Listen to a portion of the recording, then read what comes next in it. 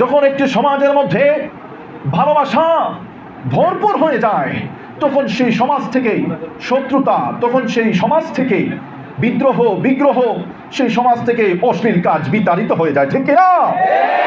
তার বাস্তব নমুনা প্রমাণ দেখিয়েছেন এই বিশ্ব সভার সভাপতি যিনি ছিলেন, আমাদের রাসূল আকরাম সাল্লাল্লাহু আলাইহি ওয়াসাল্লাম। কেমন একটি পরিবেশের মধ্যে আসছিলেন যখন হত্যা, অরাজকতা, অনৈতিকতা, অশ্লীলতা, নারী নির্যাতন, নারী নিষ্পেষণ, মানুষের কোনো মর্যাদা ছিল না। যখন একজন কন্যা সন্তান জন্মগ্রহণ করত, বাপের চেহারা কালো হয়ে যেত, তারা লজ্জায় পড়ে যেত। শুধু তাই নয়, ওই সন্তানকে কবরস্থ করতেও তারা কোনো দ্বিধা বোধ করতো না। ঠিক কিনা? ওই জীবন্ত সন্তানকে যখন সন্তান বাবা বাবা বলে চিৎকার করছে, বাবা আমাকে মেরো না, আমি তোমার থেকে অনেক দূরে চলে যাবে, তোমাকে আমি বাবা বলে স্বীকার করবো না, বাবা আমাকে একটু আমাকে এই পৃথিবীতে থাকার সুযোগ দাও বাবা, বাবা আমাকে এই পৃথিবীর আলো বাতাস খেতে চাই বাবা। কিন্তু বাবার কান তখন বন্ধ। সে তার মর্যাদা হানি মনে করে তার সন্তানকে জীবন্ত কবর দেওয়ার মতো এরকম কঠিন অবস্থা যখন চলছিল, ঠিক সেই সময় আরবের বুকে এক সূর্য সন্তান, আল্লাহ রাব্বুল আলামিনের খাস বান্দা, যার কারণে সমগ্র পৃথিবী আল্লাহ তাআলা সৃষ্টি করেছেন, সমগ্র পৃথিবী সৃষ্টির প্রধান আকর্ষণ রাসূল আরবী সাল্লাল্লাহু আলাইহি ওয়াসাল্লাম আগমন করেছেন। ঠিক কি না? সেই আরব জাতিকে, সেই আরব যাযাবরদেরকে আল্লাহর হাবিব সাল্লাল্লাহু আলাইহি ওয়াসাল্লাম গুলি করে কি ইলম ইসলাম প্রচার করেছেন। আলহামদুলিল্লাহ, ইন্নাল হামদুলিল্লাহি আযজা ওয়া জাল্লা আল্লাযী লা যিদ্দা লাহু ওয়া লা নিদ্দা লাহু ওয়া লা হাদ্দা লাহু الذي لا تركيب له ولا قسيم له في ذاته ولا مثل له ولا مثيل له في صفاته ولا وريث له في أفعاله ولا شيء يعجزه ولا إله غيره قديم بلا ابتداء دائم بلا انتهاء لا يفنى ولا يبيد ولا يكون إلا ما يريد ثم الحمد لله الذي خلقنا أمة محمد صلى الله عليه وسلم ثم الحمد لله الذي أدخلنا في أهل السنة والجماعة وحفظنا من فرق الباطلة وجعلنا المذهبنا الحنفية وجعلنا الطريقة السرسينية ثم الحمد لله والصلاة والسلام على البشير والنذير والسراج المنير وعلى آله وأصحابه وأهل بيته ومن تبعهم بإحسان إلى يوم الدين أما بعد الله পাক রব্বুল আলামিনের আলিশান দরবারে লক্ষ কোটি শুকরিয়া জ্ঞাপন করছি, যেই মহিয়ান গরিয়ান সর্বশক্তিমান রাব্বুল ইজ্জাত আমাদেরকে বাংলাদেশের শ্রেষ্ঠ প্রতিষ্ঠান এই দারুন নাজাত তাখসিসি মাদ্রাসায় এসে বাংলাদেশ ছাত্র হিজবুল্লাহ, আল্লাহর কাছে একটি মনোনীত সংগঠন, একটি মাকবুল সংগঠন, সেই সংগঠনের ছায়াতলে আমরা আসতে পেরেছি। এর জন্য খুশি হয়ে সবাই কালিমাতুশ শুকর আদায় করি, সবাই বলি আলহামদুলিল্লাহ। লক্ষ কোটি দরুদ ও সালাম প্রেরণ করছি এই বিশ্ব সভার সভাপতি শামসুল হিদায়াত, বদরুদ্দোজা, শাহান শাহের সালাত, আফতাবে নবুওয়াত, নূরুন আলা নূর, সাইয়্যিদিনা নবিয়িনা শফিঈনা মাওলানা মুহাম্মদ সাল্লাল্লাহু আলাইহি ওয়াসাল্লামের উপর, যার উম্মত হিসেবে আল্লাহ সুবহানাহু ওয়া তাআলা আমাদেরকে এই জগতে যত উম্মত আছে সকলের মধ্যে শ্রেষ্ঠ করে দিয়েছেন। আবারও বলি আলহামদুলিল্লাহ। আমরা এমন একটি দরবারের সাথে সংশ্লিষ্ট, যেই দরবারের নাম হচ্ছে সারসিনা দরবার শরীফ। সকলের মুখ থেকে আওয়াজ জানতে চাই, আমরা কোন দরবারের? এই সারসিনা দরবার, এটি হচ্ছে একটি আরদ মুকাদ্দাস, যেখানে আমল আলা মুত্তাকি ফরহেজগার আল্লাহওয়ালা বড় বড় আলেম গড়ার বড় ফ্যাক্টরি, বলো আলহামদুলিল্লাহ। সেই সারসিনা দরবার শরীফের ফোকাস পড়েছে যেই মাদ্রাসার উপরে, যে অলিয়া উলিয়াদের ফায়েজ তাওয়াজ্জুর মাধ্যমে যেই প্রতিষ্ঠানটি দিন দিন আল্লাহ সুবহানাহু ওয়া তাআলা শুধুমাত্র এই বাংলাদেশে নয় সমগ্র বিশ্বের মধ্যেই যেই প্রতিষ্ঠানের নাম সুনাম সুখ্যাতি আজকে জয় জয়কার অবস্থা, সেই দারুন নাজাত সিদ্দিকিয়া কামিল মাদ্রাসার একটি বিশেষ ব্রাঞ্চ দারুন নাজাত তাখসিসি মাদ্রাসায় আমরা ভর্তি হতে পেরে সবাই খুশি না বেজার? আর আওয়াজ করে বলেন খুশি না বেজার? প্রিয় ছাত্র বন্ধুরা আমার, এই দারুন নাজাত তাখসিসি মাদ্রাসায় আসার পরে আপনারা দেখতেছেন যে একটি সংগঠন খুব জোরালোভাবে তাদের কার্যক্রম চলছে, ঠিক কিনা? আপনারা অনেকেই পরিচিত হন নাই, আজকে এর জন্য আমাদের এই সেমিনারের আয়োজন করা হয়েছে। প্রিয় ছাত্র বন্ধুরা আমার, একজন মানুষ কিভাবে সে সামাজিকভাবে বসবাস করার মাধ্যমে, বিবেক বুদ্ধি জাগ্রত করার মাধ্যমে, যখন মানুষের কাজে, মানুষের সহযোগিতায় হাত বাড়িয়ে দেয়, মানুষের সহযোগিতায় এগিয়ে আসে, তখনই মানুষ এই সমাজের শান্তি শৃঙ্খলা বজায় রাখে। কথা বলো ঠিক কিনা? যখন সমাজের মধ্যে শান্তি আসে, শৃঙ্খলা আসে, যখন একটি সমাজের মধ্যে ভালোবাসা ভরপুর হয়ে যায়, তখন সেই সমাজ থেকে শত্রুতা, তখন সেই সমাজ থেকে বিগ্রহ, সেই সমাজ থেকে অশ্লীল কাজ বিতাড়িত হয়ে যায়। ঠিক কিনা? তার বাস্তব নমুনা প্রমাণ দেখিয়েছেন এই বিশ্ব সভার সভাপতি যিনি ছিলেন, আমাদের রাসূল আকরাম সাল্লাল্লাহু কেমন একটি পরিবেশের মধ্যে আসছিলেন, যখন হত্যা, অরাজকতা, অনৈতিকতা, অশ্লীলতা, নারী নির্যাতন, নারী নিষ্পেষণ, মানুষের কোনো মর্যাদা ছিল না। যখন একজন কন্যা সন্তান জন্মগ্রহণ করত, বাপের চেহারা কালো হয়ে যেত, তারা লজ্জায় পড়ে যেত। শুধু তাই নয়, ওই সন্তানকে কবরস্থ করতেও তারা কোনো দ্বিধা বোধ করতো না। ঠিক কিনা? ওই জীবন্ত সন্তানকেই যখন সন্তান বাবা বাবা বলে চিৎকার করছে, বাবা আমাকে মেরো না, আমি তোমার থেকে অনেক দূরে চলে যাবে, তোমাকে আমি বাবা বলে স্বীকার করবো না, বাবা আমাকে একটু আমাকে এই পৃথিবীতে থাকার সুযোগ দাও, বাবা আমাকে এই পৃথিবীর আলো বাতাস খেতে চাই বাবা। কিন্তু বাবার কান তখন বন্ধ, সে তার মর্যাদা হানি মনে করে তার সন্তানকে জীবন্ত কবর দেওয়ার মতো এরকম কঠিন অবস্থা যখন চলছিল, ঠিক সেই সময় আরবের বুকে এক সূর্য সন্তান, আল্লাহ রাব্বুল আলামিনের খাস বান্দা, যার কারণে সমগ্র পৃথিবী আল্লাহ তাআলা সৃষ্টি করেছেন, সমগ্র পৃথিবী সৃষ্টির প্রধান আকর্ষণ রাসূল আরবী সাল্লাল্লাহু আলাইহি ওয়াসাল্লাম আগমন করেছেন। ঠিক কি না? সেই আরব জাতিকে, সেই আরব যাযাবরদেরকে আল্লাহর হাবিব সাল্লাল্লাহু আলাইহি ওয়াসাল্লাম গুলি করে কি ইসলাম প্রচার করেছেন? একটু আওয়াজ চাই, গুলি করে কি ইসলাম প্রচার করেছেন? কোনো অত্যাচার, নির্যাতন, নিষ্পেষণ, নিপীড়ন করে কি ইসলাম প্রচার করেছেন?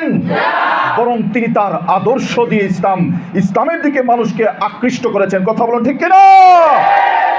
সেই আদর্শের ফলে যে রাসূল আকরাম সাল্লাল্লাহু আলাইহি ওয়াসাল্লাম কেমন আদর্শ গ্রহণ করেছিলেন, কেমন তার আদর্শ ছিল, একটি ছোট্ট শিশু থেকে শুরু করে একজন বয়োবৃদ্ধ পর্যন্ত প্রত্যেকটা ব্যক্তি যদি শিখতে চায়, জানতে চায়, এই জগতের মধ্যে সর্বশ্রেষ্ঠ আমল আখলাকে হতে চায়, যদি এই সমাজের মধ্যে সবচেয়ে সচ্চরিত্রবান হতে চায়, যদি এই সমাজের মধ্যে সবচেয়ে ভালো বাবা হতে চায়, সবচেয়ে ভালো সন্তান হতে চায়, সবচেয়ে ভালো শিক্ষক হতে চায়, সবচেয়ে ভালো ছাত্র হতে চায়, সবচেয়ে ভালো মানুষ হতে চায়, তাকে একজনকে অনুসরণ করতে হবে, নাম মুহাম্মদুর রাসূলুল্লাহ।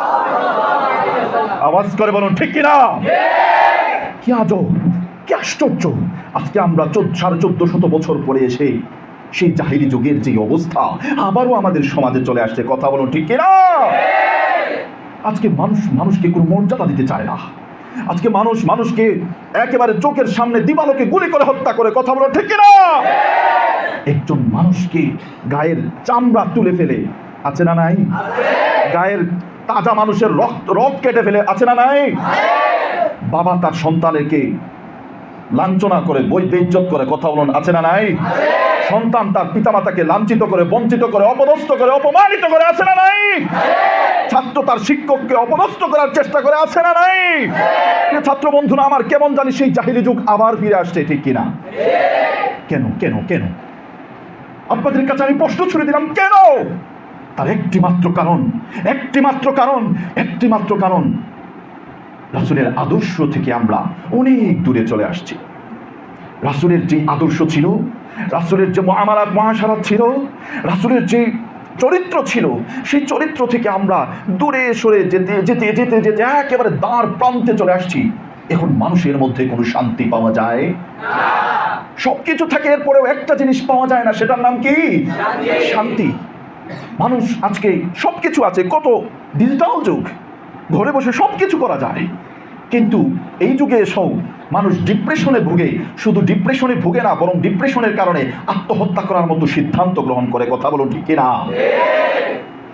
এই যুগে আবারও যদি আমরা এই সমাজকে আমূল পরিবর্তন করতে চাই, এই হত্যা, অরাজকতা, অনৈতিকতা, অশ্লীলতা, নারী নির্যাতন, নারী নিষ্পেষণ সহ সুদ, ঘুষ, মামলা, আমলা, গামলা যা কিছু আছে সব কিছু যদি আবারও সমাজ থেকে বিদরিত করতে চায়, তাহলে একজনের আদর্শ আবারও আমাদের মধ্যে ফুটিয়ে তুলতে হবে, রাসূল আকরাম সাল্লাল্লাহু আলাইহি ওয়াসাল্লাম। সেই আদর্শকে লালন করার জন্য, সেই আদর্শকে বুকে ধারণ করার জন্য, সেই রাসূলের সাথে ইশক, মহব্বত, ভালোবাসা তৈরি করার জন্য, সেই রাসূলের রুহানি ফায়েজ, তাওয়াজ্জু গ্রহণ করে করে আবারও সোনার মানুষে পরিণত হওয়ার জন্য আপনাদের জন্য একটি মাত্র সংগঠন আমাদের সারসিনার পীর সাহেব হুজুর কেবলা শাহ নেসারউদ্দিন আহমদ রহমতুল্লাহ আলাইহি তিনি গঠন করে দিয়েছেন। সেই সংগঠনের নামটি সকলের মুখে শুনতে চাই, বাংলাদেশ। আরো জোরে বলেন, বাংলাদেশ। তিনি এমন একটি সময়ে সংগঠন তৈরি করেছেন যখন দেখেন মানুষ মুসলমান হয়েও পূজা মণ্ডপে গিয়ে পূজা করতে যায়, তাদের হিন্দুয়ানি যে কৃষ্টি কালচার আছে নিজেদের মধ্যে লালন করছিল, মানুষ তাদের মাথার মধ্যে টিকি দিচ্ছিল, পুরুষ তার পরনের মধ্যে লুঙ্গির পরিবর্তে তারা নিয়ে আসছিল কি ধুতি, মাথার মধ্যে টুপি নাই মুসলমানের, কিন্তু টিকি দেওয়া শুরু করেছে, হিন্দুদের পূজা পাণ্ডবে চলে যায়। ঠিক এমন একটি সময়ে শুধু তাই নয়, নামের পূর্বে শ্রী পর্যন্ত লেখা শুরু করে দিয়েছিল। বলুন না নাউজুবিল্লাহ। মুসলমানের নামের আগে শ্রী থাকবে না, মুহাম্মদ থাকবে। সেই মুহাম্মদ নাম দিয়েছে কারা? ইতিহাস কাটো, সেটাই হচ্ছে সারসিনার পীর শাহ নেসারউদ্দিন আহমদ রহমতুল্লাহ আলাইহি। ঠিক কিনা? বিশ্বাস হয় না? দলিলগুলো ঘাটো, তোমার পূর্বপুরুষের দলিল ঘাটো, সেখানে লেখা দেখবা এখন তুমি মুসলমান, তোমার দাদা মুসলমান, তার বাবা মুসলমান, কিন্তু এর আগে যিনি ছিল উনার নামের আগে কিন্তু শ্রী লেখা আছে। আছে না নাই? আওয়াজ চাই, আছে না নাই? অতএব বন্ধুরা আমার, এই আদর্শকে কেন আমরা বাস্তবায়ন করতে হবে সমাজে? সেই রাসূলে আরবি মদিনা শরীফের ফায়েজ আমরা যখন দুরূদ শরীফ পড়ি, এই দুরূদ শরীফের মাধ্যমে রাসূলের সাথে কানেকশন করি, আমরা যখন আল্লাহ আল্লাহ জিকির করি, এই জিকিরের মাধ্যমে সে আরশের মালিককে আমরা রাজি খুশি করি। খুশি করার পরে শুধু থেমে থাকি না, রাত তাহাজ্জুদের সময় তা যখন সকল মানুষ ঘুমিয়ে পড়ে, সকল মানুষ যখন বিশ্রাম নেয়, তখন সেই আল্লাহওয়ালা দলটি তারা জায়নামাজ বিছিয়ে দেয়, জায়নামাজ বিছিয়ে নামাজ আদায় করে মাবুদের কাছে দোয়া করে, আল্লাহ এই বাংলাদেশকে তুমি শান্তি করে দাও। এভাবে যখন দোয়া করতে থাকে সেই আরশের মালিকের কাছে সেই দোয়া কবুল হয়ে যায়। কথা বলুন ঠিক কিনা? বিশ্বাস হয় না? অনেকে তো দেখি বিভিন্ন সংগঠনের নাম নিয়ে রাস্তাঘাটে অবরোধ, রাস্তাঘাটে একেবারে মিছিল মিটিং করে বাংলাদেশকে উড়িয়ে দিচ্ছেন। আহা, এরপরে কি শান্তি ফিরিয়ে আনছেন, না বরং আরো বিশৃঙ্খলা সৃষ্টি করছেন? প্রিয় ছাত্র বন্ধুরা আমার, ছাত্র বয়সে প্রথম কাজ হচ্ছে তুমি তোমার পড়ালেখার মধ্যে অধ্যবসায়ে মনোযোগী হবা। এর জন্য তোমার প্রয়োজন সময়ানুবর্তিতা, নিয়মানুবর্তিতা, নেতার আনুগত্য। কথা বলুন ঠিক কিনা? একজন ছাত্র যখন তার নির্দিষ্ট পড়ার সময়টুকে সর্বোচ্চ গুরুত্ব দিয়ে সে যখন তার অধ্যবসায়ে মনোযোগী হয়ে এক ধ্যানে এক খেয়ালে যখন সে পড়ে, তখন সে এই পড়ার কোশ্চেন কালেও ভুলে। এই নিয়মানুবর্তিতা, প্রত্যেকটা শৃঙ্খলা আনতে হলে তোমাকে যে কোনো একটা সংগঠনের সাথে সংযুক্ত হতে হবে। যেই সংগঠন তোমাকে তোমার এই সময়ের ভেতরে তোমার যা প্রয়োজন সেটা যেন তোমাকে বারবার মনে করিয়ে দে, রে ছাত্র ভাই তোমার এখন মিটিং করার সময় না, রে ছাত্র ভাই তোমার এখন পড়ার সময়, রে ছাত্র ভাই তোমার এখন বাহিরে গিয়ে মিছিল করার সময় না, তোমার এখন পড়ার সময়, রে ছাত্র ভাই তুমি এখন বিভিন্ন হল দখলের সুযোগ নাই, বরং তোমার এখন কিসের সময়? যেই সংগঠন তোমাকে এভাবে পড়ার জন্য বারবার তাগিদ দেয়, যেই সংগঠন তোমাকে পড়ে শিখে একজন যোগ্য মানুষ, যোগ্য নাগরিক হিসেবে গড়ে তুলবে, সেই রকম সংগঠন করতে চাই কারা কারা? দুই হাত তুলে দেখান। নারায়ে তাকবীর, নারায়ে রিসালাত, বাংলাদেশ ছাত্র হিজবুল্লাহ। এই সংগঠনই চাই তোমাকে তোমার ছাত্র অবস্থায় তোমার সময়ের জনমূল্য দিয়ে তুমি কি কাজ করতে হবে সে, এবং তুমি তোমার সময়কে গুরুত্ব দিয়ে আমি এমন হব, আমি শুধু আমার গ্রামের মধ্যেই ভালো আলেম হব সেটা নয়, শুধু দেশের মধ্যেই ভালো আলেম হব সেটা নয়, বরং আমার নাম সুনাম সুখ্যাতি সারা বিশ্বব্যাপী ছড়িয়ে যাবে। কথা বলুন ঠিক কিনা? সেই আশা, সেই ভালোবাসা, সেই নিয়ত করে যারা এই তাকসিসি মাদ্রাসায় আসছেন, আপনাদেরকে অন্তরে অন্তঃস্থল থেকে জানাচ্ছি অভিনন্দন। প্রিয় ছাত্র বন্ধুরা আমার, তুমি যদি তোমার সেই কাঙ্ক্ষিত লক্ষ্যে পৌঁছাতে হয়, তাহলে তোমাকে অবশ্যই কোনো সংগঠনের সাথে যুক্ত হতে হবে। সেই সংগঠনের নামটা জানতে চাই, নাম কি? তুমি যখন তোমার সময়কে গুরুত্ব দিবা, দিতে দিতে দিতে দিতে তুমি একজন যোগ্য মানুষ হয়ে গেলা। এরপরে তুমি তোমার এই নিয়মানুবর্তিতা, তুমি যে নিয়ম শৃঙ্খলা শিখছো, একটি নিয়ম শৃঙ্খলা শিখতে হলে যে কোনো একটি সংগঠনের সাথে থাকতে হয়। কেন? সংগঠনের বিভিন্ন রুলস আছে, এই রুলস অনুযায়ী তোমাকে বিভিন্ন বই পড়তে দিবে, এই বই পড়ো তো ওই বই পড়ো, এইভাবে বই পড়তে পড়তে তোমাকে নিয়মতান্ত্রিকতা শেখায়। যার কারণে এই যখন একটা মানুষ নিয়মতান্ত্রিকভাবে চলাফেরা করে, সেই দেশ বলো, সেই জাতি বলো, সেই রাষ্ট্র বলো, সেই গ্রাম বলো, সেই বাড়ি বলো, সেই ঘর বলো, যদি নিয়মানুবর্তিতা চলে আসে তাহলে সেখানে একটি জিনিস চলে আসে, সেটার নাম হচ্ছে শান্তি। কথা বলো ঠিক কিনা? আজ মানুষ ইউরোপের দিকে দৌড়ায়, তার কারণ কি? কারণ কি? ওখানে আছে নিয়মানুবর্তিতা। একটি আমেরিকার মতো জায়গায়, জার্মানির মতো জায়গায় তুমি একটা কাগজ, একটা চকলেট ছিঁড়ে সেই চকলেটের যে ঠুমকা আছে সেটা তুমি বাইরে ফেলতেই পারবা না, তোমার অন্তরের মধ্যে দাগ দিবে না, তুমি সেটা করতে পারবা না, তুমি সেই নির্দিষ্ট স্থানে তোমার ফেলতে হবে। এর জন্যই তারা পৃথিবীর মধ্যে শ্রেষ্ঠত্বর আসনে অধিষ্ঠিত হয়ে আছে। আর আমাদের দেশ যেখানে ডাস্টবিন থাকবে, সেই ডাস্টবিনের আশেপাশে আরও অনেক ময়লা আবর্জনায় ভরপুর হয়ে যায়। এই আমাদের নিয়মানুবর্তিতা, নেতার আনুগত্য। আতিউল্লাহ ওয়া আতিউর রাসূল ওয়া উলিল আমর, ওয়া উলিল আমরি মিনকুম। আল্লাহ রাব্বুল আলামিন কুরআনুল হাকিমের মধ্যে বলছেন, তোমরা আল্লাহ তাআলার ইতাআত করো, রাসূলের ইতাআত করো, উলুল আমর তোমাদের মধ্যে যারা আছেন তাদের ইতাআত, তাদের অনুসরণ, তাদের কথা মেনে চলো, তাহলেই শান্তি ফিরে আসবে। ঠিক কি না? অতএব আমরা যারা শুধু এলেম অর্জন করে বসে থাকবো সেই আশায় আসছি, এরকম আশা যদি কেউ করে থাকেন সেটা ভুলে যান। বরং আপনি একদিকে এলেম অর্জন করতে হবে, আরেকদিকে আপনার বলার যোগ্যতা অর্জন করতে হবে।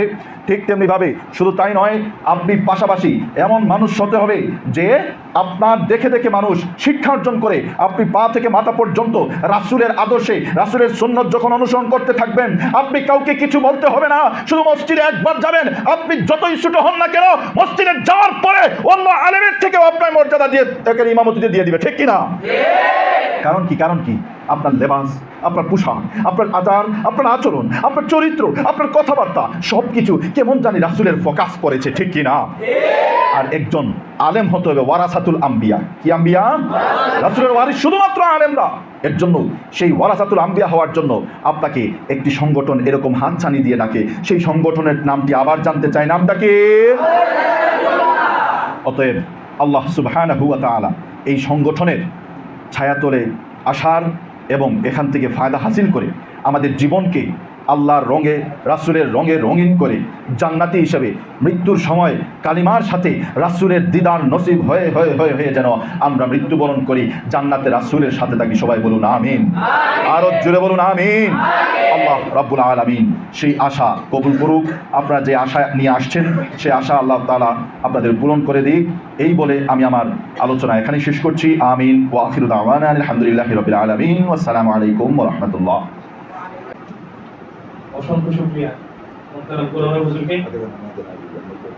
হুজুর আমাদের বাংলাদেশ ছাত্র হিজবুল্লাহ দারুন নাজাত তাসসিস মাদ্রাসা শাখার জলসা বিভাগের সদর হিসেবে দায়িত্ব পালন করছেন এবং সাসিনা কেন্দ্রীয় কমিটির একাডেমিক বিষয়ক সম্পাদক